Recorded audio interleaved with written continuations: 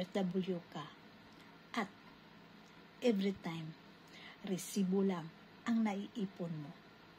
So kabayan, masakit man, pero ang reality, halos lahat ng OFW resibo lang ang matitira at maiipon.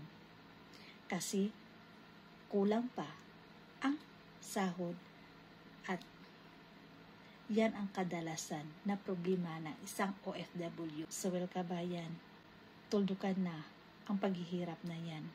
Habang nandyan ka sa ibang bansa, pwede ka mag-online business kasi ikaw mismo ang hahawak ng iyong oras. So kabayan, gusto mo bang malaman ang online business na ginagawa ko ngayon kahit nandito ako sa ibang bansa? Kapag G ka na, G ka ba? Tara na kabayan, sabayan niyo ako at sama-sama tayong mag-for-good sa Pilipinas para makasama natin ang ating pamilya.